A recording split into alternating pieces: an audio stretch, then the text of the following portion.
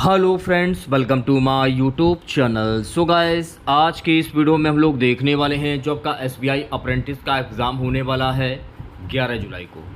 तो आज की इस क्लास में हम लोग एसबीआई अप्रेंटिस एग्ज़ाम के लिए प्रीवियस ईयर के टॉप मोस्ट इंपॉर्टेंट क्वेश्चंस को यहाँ पर डिस्कस करने वाले हैं। तो वीडियो काफ़ी इंपॉर्टेंट है आप लोगों के लिए, तो इस वीडियो को पूरा ज़रूर देखिए।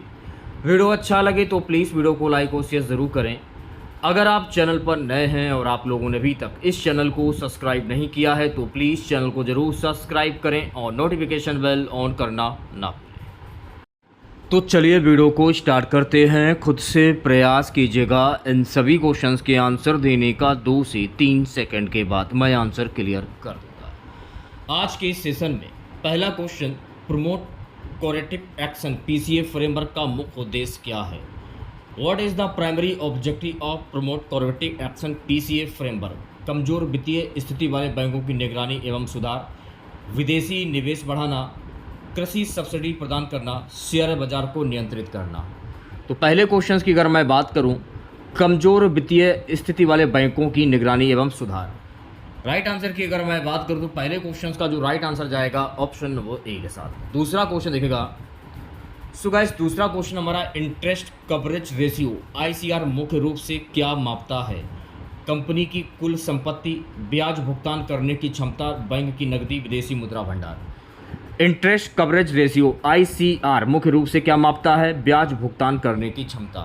तो भाई दूसरे क्वेश्चन की अगर मैं बात करूं, ऑप्शन नंबर बी जो है इस क्वेश्चन का करेक्ट आंसर हो जाए। सो गाइस, तीसरा क्वेश्चन दिखेगा। तीसरा क्वेश्चन है, मसाला बॉन्ड्स किस मुद्रा में जारी किए जाते हैं? अमेरिकी डॉलर, यूरो, भारतीय रुपया, जापानी येन। तो मसाला बॉन्ड्स जो है ना, ये जारी किए जाते हैं भारतीय रुपया में। तो तीसरे क्वेश्चन की अगर मैं बात करूं भाई, ऑप्शन नंबर सी जो है इस क्वेश्चन का करेक्ट आंसर हो जाएगा।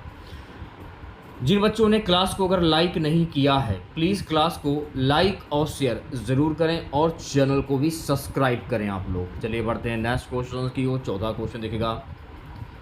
सो गाइस, चौथा क्वेश्चन हमारा क्या कह रहा है? चौथा क्वेश्चन ये कह रहा है कि प्राइमरी डीलर्स पीडीएस का मुख्य कार्य क्या है? What is the primary role of primary dealers PDS? बीमा बेचना, कृषि ऋण देना, विदेशी मुद्रा विनिमय, सरकारी प्रतिभूतियों के बाजार का विकास। प्राइमरी डीलर्स पीडीएस का मुख्य कार्य क्या होता है? सरकारी प्रतिभूतियों के बाजार का विकास। तो चौथे क्वेश्चन की अगर मैं बात करूं भाई, ऑप्शन नंबर डी जो है इस क्वेश्चन का करेक्ट आंसर हो जाएगा। पांचवा क्वेश्चन देखेगा। पांचवा क्वेश्चन हमारा, पेमेंट एग्रीगेटर के नियमन के लिए भारत में कौन सी संस्था उत्तरदायी है? भारतीय रिजर्व बैंक, भारतीय प्रतिभूति और विनिमय बोर्ड, भारतीय बीमा विनियामक एवं विकास प्राधिकरण, भारतीय प्रतिस्पर्धा आयोग। तो पेमेंट एग्रीगेटर के नियमन के लिए भारत में कौन सी संस्था उत्तरदायी है? भारतीय रिजर्व बैंक। तो पांचवें क्वेश्चन की अगर मैं बात करूं भाई, ऑप्शन नंबर ए जो है इस क्वेश्चन का करेक्ट आंसर हो जाएगा। छठा क्वेश्चन देखेगा। छठा क्वेश्चन हमारा है मेरे प्यारे बच्चों, करंट अकाउंट डिफेक्ट सीएडी का अर्थ क्या है? सरकार का राजकोषीय घाटा, आयात का निर्यात एवं अन्य प्राप्तियों से अधिक होना, बैंक का घाटा, राज्य का बजट घाटा। क्या कह रहा है कि करंट अकाउंट डिफेक्ट सीएडी का अर्थ क्या होता है? आयात का निर्यात एवं अन्य प्राप्तियों से अधिक होना। तो छठे क्वेश्चन की अगर मैं बात करूं भी, ऑप्शन नंबर बी करेक्ट हो जाएगा। सो गाइस, सातवां क्वेश्चन देखिएगा। सातवां क्वेश्चन है कि सर्वग्रामीण वित्त फंड का मुख्य उद्देश्य क्या है? केवल कृषि वित्त पोषण, गरीबों को पेंशन देना, राष्ट्रीय अधिशेष धन का दीर्घकालिक निवेश, मुद्रा छापना। तो सर्वग्रामीण वेल्थ फंड का मुख्य उद्देश्य होता है राष्ट्रीय अधिशेष धन का दीर्घकालिक निवेश। तो सातवें क्वेश्चन की अगर मैं बात करूं भी, ऑप्शन नंबर सी जो है इस क्वेश्चन का करेक्ट आंसर हो जाए। सो गाइस, आठवां क्वेश्चन दिखेगा।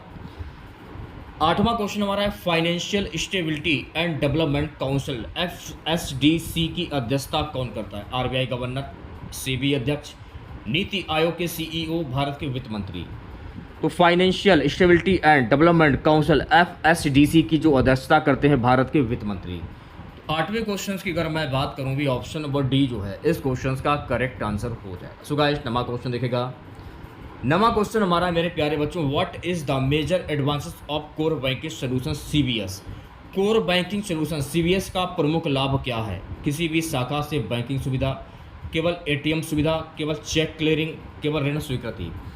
कोर बैंकिंग सोल्यूशन सीबीएस का प्रमुख लाभ क्या है? किसी भी शाखा से बैंकिंग सुविधा।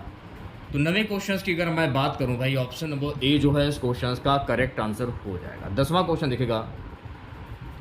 सो गाइस 10वां क्वेश्चन हमारा क्या कह रहा है कि लिक्विडिटी एडजस्टमेंट फैकल्टी एलएफ मुख्यतः किस उद्देश्य से उपयोग की जाती है? कर संग्रह, बैंकिंग प्रणाली में अल्पकालिक तरलता प्रबंधन, शेयर बाजार नियंत्रण, बीमा प्रीमियम निर्धारण। लिक्विडिटी एडजस्टमेंट फैकल्टी एलएफ मुख्यतः किस उद्देश्य से उपयोग की जाती है? बैंकिंग प्रणाली में अल्पकालिक तरलता प्रबंधन। तो 10वें क्वेश्चन की अगर मैं बात करूं भी, ऑप्शन नंबर बी जो है गाइस इस क्वेश्चन का करेक्ट आंसर हो जाएगा। सो गाइस 11वां क्वेश्चन दिखेगा। 11वां क्वेश्चन है कैपिटल एडिक्वेसी रेशियो CAR जो है ये किससे संबंधित है? बैंक की लाभप्रदता, बैंक की शाखाओं की संख्या, बैंक की पूंजी एवं जोखिम भारित परिसंपत्तियां, बैंक कर्मचारियों का वेतन। तो कैपिटल एडिक्वेसी रेशियो CAR जो है ना ये संबंधित है बैंक की पूंजी एवं जोखिम भारित परिसंपत्तियां। तो 11वें क्वेश्चन की अगर मैं बात करूं, ऑप्शन नंबर सी करेक्ट हो जाए। सो गाइस 12वां क्वेश्चन दिखेगा। 12वां क्वेश्चन हमारा है लेटर ऑफ कंफर्ट LOC सामान्यतः किस संदर्भ में प्रयोग किया जाता है? बीमा दावा, बैंक खाता खोलना, पेंशन भुगतान, वित्तीय आश्वासन। तो लेटर ऑफ कंफर्ट LOC सामान्यतः ये किस संदर्भ में प्रयोग किया जाता है? तो ये प्रयोग किया जाता है वित्तीय आश्वासन। तो 12वें क्वेश्चन की अगर मैं बात करूं भाई, ऑप्शन नंबर डी करेक्ट हो जाएगा। 13वां क्वेश्चन देखेगा सभी बच्चे। सो गाइस 13वां क्वेश्चन हमारा है NPCI Bharat bill pay BBPS का उद्देश्य क्या है? एकीकृत बिल भुगतान प्रणाली प्रदान करना, विदेशी मुद्रा व्यापार, शेयर खरीदना, सोना बेचना। NPCI Bharat bill pay BBPS का उद्देश्य होता है एकीकृत बिल भुगतान प्रणाली प्रदान करना। तो 13वें क्वेश्चन की अगर मैं बात करूं भी, ऑप्शन नंबर ए जो है गाइस इस क्वेश्चन का करेक्ट आंसर हो जाएगा। चलिए बढ़ते हैं नेक्स्ट क्वेश्चन। अगला क्वेश्चन क्या कह रहा है? सो गाइस अगला क्वेश्चन ये कह रहा है स्टैट्यूटरी लिक्विडिटी रेशियो SLR में बैंक किस रूप में धन रखते हैं? केवल नगद, स्वर्ण नगद एवं स्वीकृत प्रतिभूतियां, केवल विदेशी मुद्रा, केवल share. Statutory liquidity ratio SLR में बैंक जो है ना स्वर्ण नगद एवं स्वीकृत प्रतिभूतियों में धन रखते हैं। तो राइट आंसर की अगर मैं बात करूं भी भाई, बी ऑप्शन जो है इस क्वेश्चन का करेक्ट आंसर हो जाएगा। 15वां क्वेश्चन देखेगा।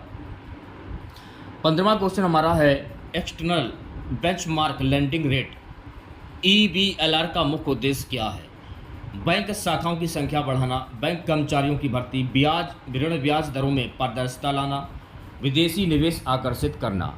तो external benchmark lending rate EBLR का मुख्य उद्देश्य होता है ऋण ब्याज दरों में पारदर्शिता लाना। तो 15वें क्वेश्चन की अगर मैं बात करूं भी, ऑप्शन नंबर सी करेक्ट हो जाएगा। सो गाइस 16वां क्वेश्चन देखेगा।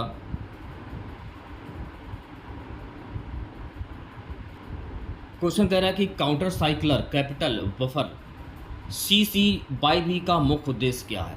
बैंक कर्मचारियों की संख्या बढ़ाना, आर्थिक उतार चढ़ाव के दौरान बैंकों की पूंजी को मजबूत बनाना, विदेशी मुद्रा भंडार बढ़ाना, सरकारी व्यय कम करना।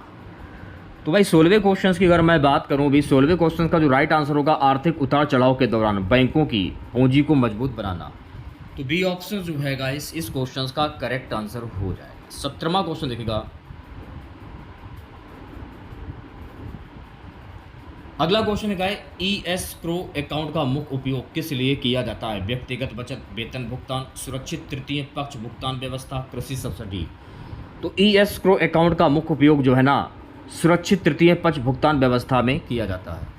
तो 17वें क्वेश्चन की अगर मैं बात करूं भी, ऑप्शन नंबर सी जो है इस क्वेश्चन का करेक्ट आंसर हो जाएगा। 18वां क्वेश्चन देखेगा। सो गाइस 18वां क्वेश्चन हमारा बेस रेट प्रणाली को किस प्रणाली ने प्रतिस्थापित किया? तो बेस रेट प्रणाली को किस प्रणाली ने प्रतिस्थापित किया है? तो ये प्रतिस्थापित किया है MCLR यानी मार्जिनल कॉस्ट ऑफ फंड्स आधारित ऋण दर। ऑप्शन नंबर ए जो है गाइस इस क्वेश्चन का करेक्ट आंसर हो जाएगा। चलिए बढ़ते हैं नेक्स्ट क्वेश्चन की ओर। 19वां क्वेश्चन देखेगा सभी बच्चे। 19वां क्वेश्चन है स्पेशल ड्राइंग्स राइट SDR किस संस्था के द्वारा जारी किए जाते हैं? विश्व बैंक, एशियाई विकास बैंक, अंतर्राष्ट्रीय मुद्रा कोष, विश्व व्यापार संगठन। स्पेशल ड्राइंग्स राइट SDR जो है ना ये जारी किए जाते हैं अंतर्राष्ट्रीय मुद्रा कोष के द्वारा यानी international monetary fund IMF। Option number C जो है गाइस इस क्वेश्चन का करेक्ट आंसर हो जाएगा। 20वां क्वेश्चन देखेगा। सो गाइस 20वां क्वेश्चन हमारा है कि प्रोट्री सेक्टर लैंडिंग PSL के अंतर्गत निम्न में से कौन सा क्षेत्र शामिल है? लग्जरी होटल, फिल्म उद्योग, हीरा व्यापार या कृषि। तो कौन सा क्षेत्र शामिल है? कृषि यानी एग्रीकल्चर। तो 20वें क्वेश्चन की अगर मैं बात करूं भाई, बी डी ऑप्शन करेक्ट हो जाए। 21वां क्वेश्चन देखिएगा।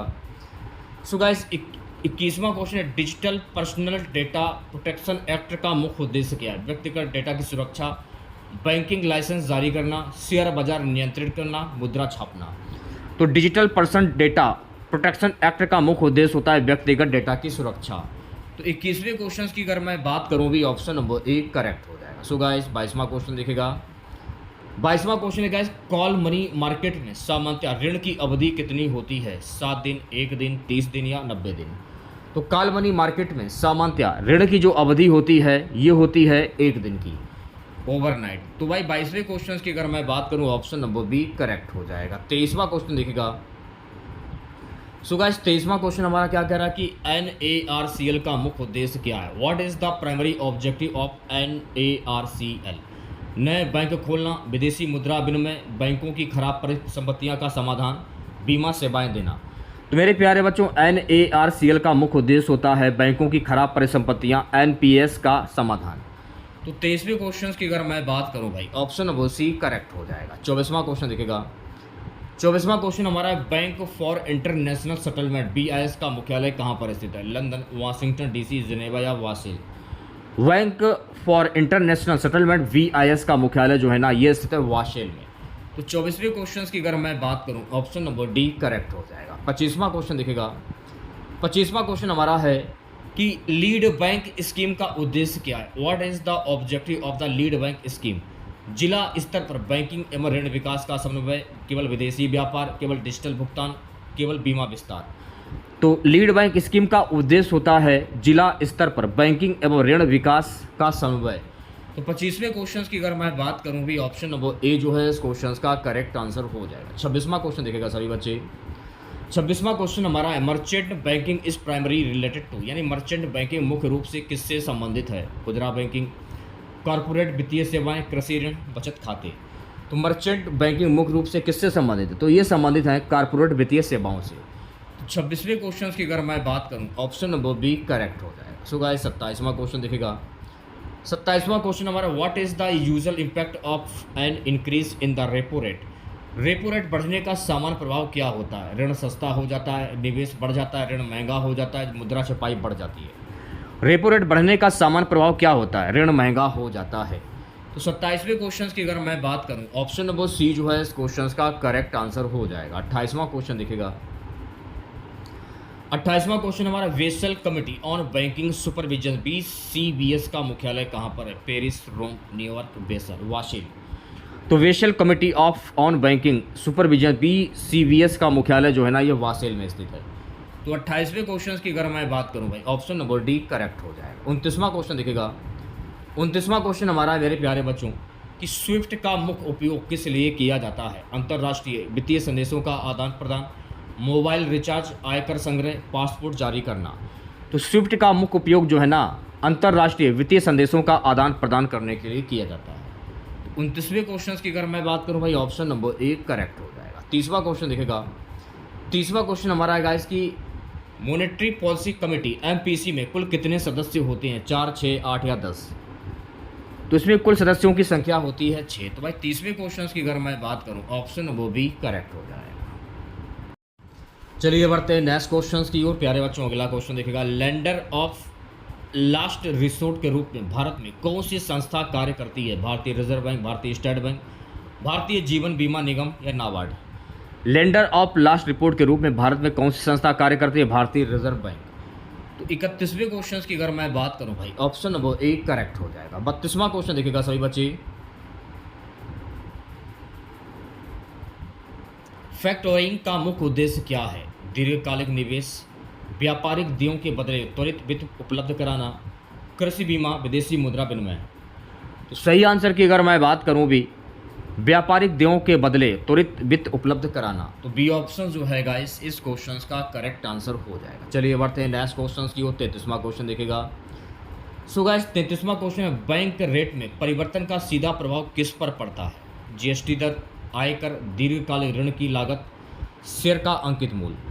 तो मेरे प्यारे जो बैंक रेट में परिवर्तन का सीधा प्रभाव जो है ना दीर्घकालिक ऋण की लागत पर पड़ता है। तो 33वें क्वेश्चन की अगर मैं बात करूं भी ऑप्शन नंबर सी करेक्ट हो जाएगा। जिन बच्चों ने क्लास को अगर लाइक नहीं किया है तो मैं सभी बच्चों से गुजारिश करना चाहूँगा, प्लीज़ क्लास को लाइक करें और चैनल को भी सब्सक्राइब करें आप लोग। चलिए बढ़ते हैं नेक्स्ट क्वेश्चन की ओर। 34वां क्वेश्चन आपकी स्क्रीन पर ये रहा। 34वां क्वेश्चन क्या कह रहा है, व्हाइट लेबल एटीएम किसके स्वामित्व एवं संचालन में होता है? केवल आरबीआई, केवल एसबीआई, केवल सार्वजनिक क्षेत्र के बैंक, गैर बैंकिंग कंपनियां आरबीआई की अनुमति से। तो व्हाइट लेबल एटीएम किसके स्वामित्व एवं संचालन में होता है भाई? गैर बैंकिंग कंपनियां आरबीआई की अनुमति से। तो 34वें क्वेश्चन की अगर मैं बात करूं भी ऑप्शन नंबर डी करेक्ट हो जाएगा। सो गाइस नेक्स्ट क्वेश्चन देखिएगा 35वां क्वेश्चन हमारा मेरे प्यारे बच्चों कि फाइनेंशियल इंफ्लूशन फंड एफआईएफ का मुख्य उद्देश्य क्या है? वित्तीय समावेशन को बढ़ावा देना, रक्षा व्यय बढ़ाना, विदेशी व्यापार बढ़ाना, पेट्रोलियम आयात। तो मेरे प्यारे बच्चों फाइनेंशियल इंफ्लूशन फंड एफआईएफ का मुख्य उद्देश्य होता है वित्तीय समावेशन को बढ़ावा देना। तो 35 क्वेश्चन की अगर मैं बात करूं भी ऑप्शन नंबर ए करेक्ट हो जाएगा। सो गाइस नेक्स्ट क्वेश्चन देखिएगा 36वां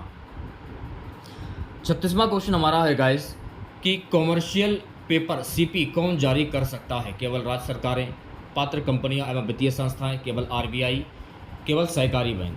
तो कॉमर्शियल पेपर कौन जारी कर सकता है? तो ये जारी कर सकता है पात्र कंपनियां एवं वित्तीय संस्थाएं। तो 36वें क्वेश्चन की अगर मैं बात करूं भाई बी ऑप्शन करेक्ट हो जाएगा। अगला क्वेश्चन देखेगा 37वां क्वेश्चन हमारा है मेरे प्यारे बच्चों पीएम गति शक्ति नेशनल मास्टर प्लान का मुख्य उद्देश्य क्या है? कृषि उत्पादन बढ़ाना, स्वास्थ्य सेवाओं का विस्तार, मल्टी मॉडल अवसंरचना विकास, बैंकिंग सुधार। पीएम गति शक्ति नेशनल मास्टर प्लान का मुख्य उद्देश्य है मल्टी मॉडल अवसंरचना विकास। तो 37वें क्वेश्चन की अगर मैं बात करूं भी ऑप्शन नंबर सी करेक्ट हो जाएगा। सो गाइस 38वां क्वेश्चन देखेगा। अगला क्वेश्चन हमारा है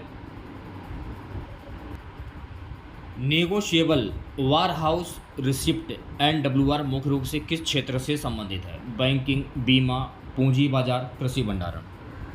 तो मेरे प्यारे बच्चों ये संबंधित है कृषि भंडारण से। तो राइट आंसर की अगर मैं बात करूं ऑप्शन नंबर डी जो है इस क्वेश्चन का करेक्ट आंसर हो जाएगा। 39वां क्वेश्चन देखेगा पेमेंट्स बैंक का प्रमुख उद्देश्य क्या है? What is the primary objective of payments bank? छोटे बचत खाते एवं डिजिटल भुगतान सेवाएं प्रदान करना, बड़े कॉरपोरेट ऋण देना, शेयर बाजार में निवेश, विदेशी व्यापार वित्त पोषण। पेमेंट्स बैंक का प्रमुख उद्देश्य क्या होता है भाई? छोटे बचत खाते एवं डिजिटल भुगतान सेवाएं प्रदान करना। तो 39वें क्वेश्चन की अगर मैं बात करूं भाई ऑप्शन नंबर ए करेक्ट हो जाएगा। अगला क्वेश्चन देखेगा 40वां। अगला क्वेश्चन है ट्रेजरी बिल्स कौन जारी करता है? एसईबीआई, सेबी, भारत सरकार, आरबीआई के माध्यम से, नाबार्ड या सिडबी। तो ट्रेजरी बिल्स जो है ना ये जारी करता है मेरे प्यारे बच्चों भारत सरकार आरबीआई के माध्यम से। ऑप्शन नंबर बी जो है गाइस इस क्वेश्चन का करेक्ट आंसर हो जाएगा। 41वां क्वेश्चन देखेगा कोर इन्फ्लेशन में सामान्यतः किसे शामिल नहीं किया जाता? कपड़े, आवास, खाद्य एवं ईंधन, शिक्षा। तो कोर इन्फ्लेशन में सामान्यतः किसे शामिल नहीं किया जाता? खाद्य एवं ईंधन। 41वें क्वेश्चन की अगर मैं बात करूं भी ऑप्शन नंबर सी करेक्ट हो जाएगा। सो गाइस 42वां क्वेश्चन देखेगा। 42वां क्वेश्चन हमारा है कि प्रमोट पे किस देश की डिजिटल भुगतान प्रणाली है? मलेशिया, सिंगापुर, वियतनाम या थाईलैंड। तो मेरे प्यारे बच्चों प्रमोट पे जो है ना ये थाईलैंड देश की डिजिटल भुगतान प्रणाली है। तो 42वें क्वेश्चन की अगर मैं बात करूं ऑप्शन नंबर डी करेक्ट हो जाएगा। चलिए बढ़ते हैं नेक्स्ट क्वेश्चन की ओर। अगला क्वेश्चन देखेगा सभी बच्चे। अगला क्वेश्चन है मार्जिनल स्टैंडिंग फैकल्टी एमएसएफ के अंतर्गत बैंक अधिकतम कितने समय के लिए आरबीआई से उधार लेते हैं? 1 रात, 7 दिन, 14 दिन या 30 दिन। तो सही आंसर की अगर मैं बात करूं भाई 1 रात, ओवरनाइट। ऑप्शन नंबर ए जो है इस क्वेश्चन का करेक्ट आंसर हो जाएगा। 44वां क्वेश्चन देखेगा ग्रीन डिपॉजिट फ्रेमवर्क किस संस्था के द्वारा जारी किया गया है? सेबी, भारतीय रिजर्व बैंक, नाबार्ड या वित्त मंत्रालय। तो ग्रीन डिपॉजिट फ्रेमवर्क जो है ना भारतीय रिजर्व बैंक के द्वारा जारी किया गया। तो बी ऑप्शन जो है इस क्वेश्चन का करेक्ट आंसर हो जाएगा। 45 क्वेश्चन देखेगा सभी बच्चे। 45 क्वेश्चन क्या कह रहा है कि क्रेडिट डिफॉल्ट SWAP CDS का मुख्य उद्देश्य क्या है? विदेशी मुद्रा खरीदना, शेयरों का व्यापार, ऋण चूक से सुरक्षा प्रदान करना, कृषि ऋण वितरित करना। क्रेडिट डिफॉल्ट स्वैप CDS का मुख्य उद्देश्य होता है ऋण चूक से सुरक्षा प्रदान करना। तो सी ऑप्शन जो है इस क्वेश्चन का करेक्ट आंसर हो जाएगा। सो गाइस नेक्स्ट क्वेश्चन देखेगा 46वां क्वेश्चन हमारा लिक्विडिटी कवरेज रेशियो LCR का मुख्य उद्देश्य क्या है? बैंक की लाभप्रदता बढ़ाना, अल्पकालिक तरलता संकट से निपटने की क्षमता सुनिश्चित करना, शेयर मूल्य बढ़ाना, विदेशी निवेश आकर्षित करना। लिक्विडिटी कवरेज रेशियो एलसीआर का मुख्य उद्देश्य होता है अल्पकालिक तरलता संकट से निपटने की क्षमता सुनिश्चित करना। 46वें क्वेश्चन की अगर मैं बात करूं भी ऑप्शन नंबर बी करेक्ट हो जाए। सो गाइस 47वां क्वेश्चन देखिएगा। 47 क्वेश्चन हमारा है what is the primary objective of the special rupee vostro account SRVA। Special rupee vostro account का मुख्य उद्देश्य क्या है? विदेशी मुद्रा भंडार बढ़ाना, घरेलू ऋण वितरण, भारतीय रुपए में अंतर्राष्ट्रीय व्यापार का निपटान, आयकर संग्रह। तो राइट आंसर की अगर मैं बात करूं भी भारतीय रुपए में अंतर्राष्ट्रीय व्यापार का निपटान, तो सी ऑप्शन जो है गाइस इस क्वेश्चन का करेक्ट आंसर हो जाएगा। चलिए बढ़ते हैं नेक्स्ट क्वेश्चन की ओर। अगला क्वेश्चन है कैपिटल कन्वर्शन वफर CCV किस वेसल फ्रेमवर्क का हिस्सा है? तो ये किस का हिस्सा है? तो ये जो है ना वेसल थर्ड का हिस्सा है। 48वें क्वेश्चन की अगर मैं बात करूं भी ऑप्शन नंबर डी करेक्ट हो जाएगा। 49 क्वेश्चन देखेगा सभी बच्चे। 49 क्वेश्चन हमारा मेरे प्यारे बच्चों ट्रेड रिस्काइजेबल डिस्काउंट सिस्टम ट्रेड्स का उद्देश्य क्या है? MSMES के बिलों का शीघ्र भुगतान सुनिश्चित करना, विदेशी निवेश बढ़ाना, बीमा प्रीमियम्स जमा करना, सरकारी सब्सिडी देना। तो राइट आंसर की अगर मैं बात करूं MSME के बिलों का शीघ्र भुगतान सुनिश्चित करना। राइट आंसर की अगर मैं बात करूं भी ऑप्शन नंबर ए करेक्ट हो जाएगा। अगला क्वेश्चन देखेगा 50। अगला क्वेश्चन हमारा मेरे प्यारे बच्चों LAF कॉरिडोर में ऊपरी सीमा अपर बाउंड सामान्यतः किस दर से निर्धारित होती है? रिवर्स रेपो दर, मार्जिनल स्टैंडिंग फैसिलिटी, MSF दर, बैंक दर या बेस रेट। तो सही आंसर आपका जाएगा MSF मार्जिनल स्टैंडिंग फैसिलिटी दर। ऑप्शन नंबर बी जो है गाइस इस क्वेश्चन का करेक्ट आंसर हो जाएगा।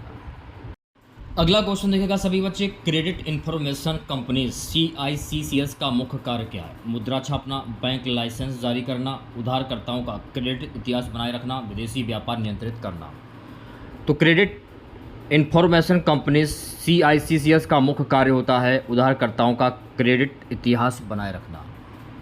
तो 51 क्वेश्चंस की अगर मैं बात करूं ऑप्शन नंबर सी करेक्ट हो जाएगा। सो गाइस नेक्स्ट क्वेश्चन देखिएगा।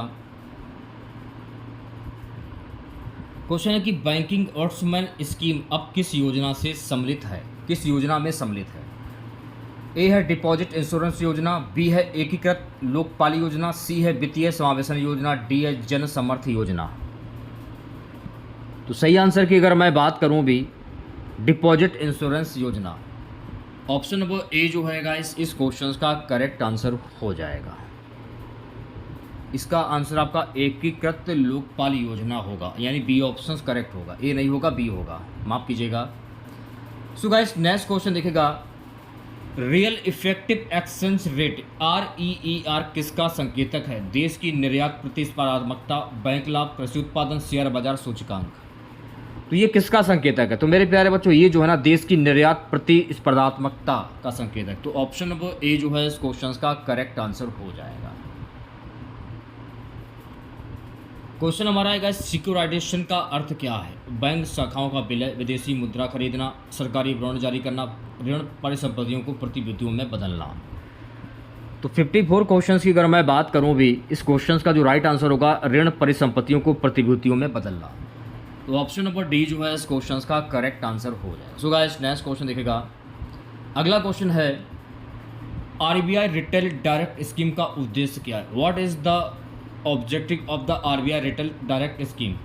खुदरा निवेशकों को सरकारी प्रतिभूतियों में सीधे निवेश की सुविधा देना, केवल बैंकों को ऋण देना, विदेशी निवेश आकर्षित करना, बीमा योजनाएं बेचना। तो सही आंसर की अगर मैं बात करूं खुदरा निवेशकों को सरकारी प्रतिभूतियों में से सीधे निवेश की सुविधा देना। तो ऑप्शन नंबर ए जो है इस क्वेश्चन का करेक्ट आंसर हो जाएगा। सो गाइस नेक्स्ट क्वेश्चन देखेगा। अगला क्वेश्चन हमारा है कि कॉल ऑप्शन मुख्यतः किससे संबंधित शब्द है? बैंकिंग जमा, डेरिवेटिव बाजार, बीमा, म्यूचुअल फंड। कॉल ऑप्शन मुख्यतः किससे संबंधित है? डेरिवेटिव बाजार। ऑप्शन नंबर बी जो है गाइस इस क्वेश्चन का करेक्ट आंसर हो जाएगा। सो गाइस अगला क्वेश्चन देखेगा foreign exchange management act FEMA किस वर्ष लागू हुआ? 1998, 1999, 2000, 2002। तो मेरे प्यारे बच्चों फॉरेन एक्सचेंज मैनेजमेंट जो है ना ये लागू हुआ था वर्ष 2000 में। तो राइट आंसर की अगर मैं बात करूं भी ऑप्शन नंबर सी जो है इस क्वेश्चन का करेक्ट आंसर हो जाएगा। चलिए बढ़ते हैं नेक्स्ट क्वेश्चन की ओर। अगला क्वेश्चन देखेगा, what type of currency is the digital rupee. Digital rupee किस प्रकार की मुद्रा है? क्रिप्टो करेंसी, स्टेबल कॉइन, निजी डिजिटल टोकन, केंद्रीय बैंक डिजिटल मुद्रा। तो भाई डिजिटल रुपी किस प्रकार की मुद्रा है? केंद्रीय बैंक डिजिटल मुद्रा। तो ऑप्शन नंबर डी जो है गाइस इस क्वेश्चन का करेक्ट आंसर हो जाएगा। 59 क्वेश्चन देखेगा सभी बच्चे।